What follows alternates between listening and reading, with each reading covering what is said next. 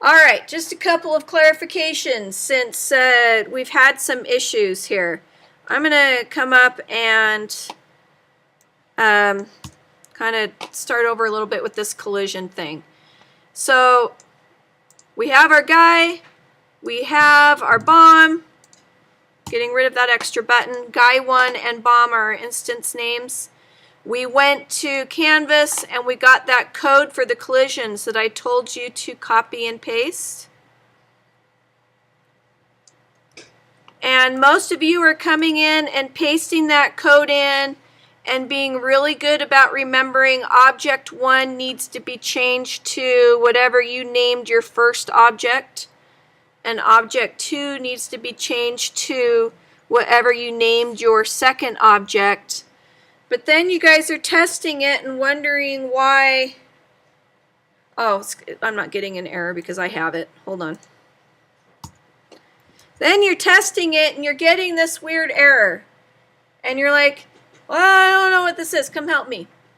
So when I get an error, slow down and actually read it and see what it's telling you. So this says undefined property feedback text. So anytime you see undefined property, undefined function, it's saying you called something.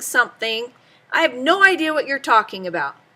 So that usually means you typoed between when you named your instance and when you wrote in your code, or you flat out forgot to name the instance. So what's happening, if you go back and look at the code that I gave you that you copied and pasted, if I just have the detection code, I can't tell that anything happens unless I tell it to do something when they touch. So in my example code, I have the text, since you have to have dynamic text in your project anyway. So my dynamic text I had named feedback text.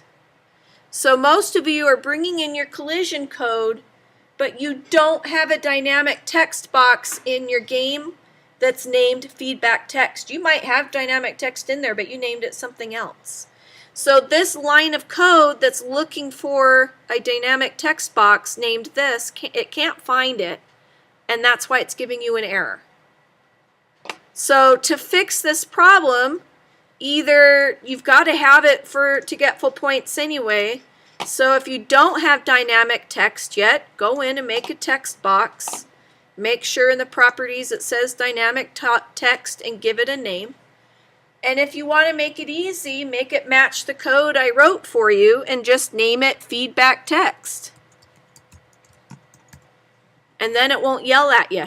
If I want to name things what I want to name it, so this is the, I don't know, this is my gibberish text box. Then in my code, when I'm saying if they touch, say this, I need to call it gibberish here as well. How do you spell gibberish? That's a word that I'm just asking to typo. Whoop, whoop. So I'm just changing the instance name so that my instance name matches the code. So then when I test it, I get the you lose. It's just that my text box is up too high. Does that make sense? Okay, the other thing that I want to clarify is the animation. So I've also had several of you go, oh, Lisa's bomb animated. I know how to animate. So I'm going to get my bomb out here. So we'll start from scratch. We have a vicious arrow that's coming at him. We'll even flip it. Gigantic arrow is going to come poke him. But right now when I run it, well, I have an error because I got rid of my bomb and it's now looking for a bomb and can't find it. But there's no animation either. So I need to give this an instance name. I'll call it poke. Or the oak, apparently. Poke. And then in my code, I just need to, where I've got, it's looking for the collision, instead of the bomb anymore, it's now going to be a poke. I'm watching for the poke to hit the guy. So now I shouldn't have any errors, but I don't have any animation either. So back to making your things animate. Do you remember in the Halloween card where I kept telling you, keep it on frame 1? Don't do your animation and all this on the main timeline. If you're going to animate, it needs to be inside a symbol that sits on frame 1. So that's what I'm going to do with my arrow. I'm going to double click. Oh, and of course my arrow is a button, so it makes it more complicated.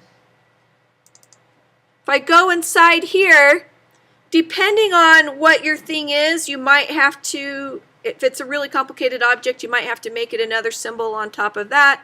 If it's basic enough, you could do a shape tween.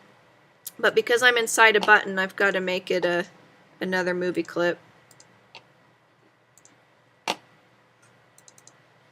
Okay, so now I'm to where I'm inside the symbol and I have its own timeline.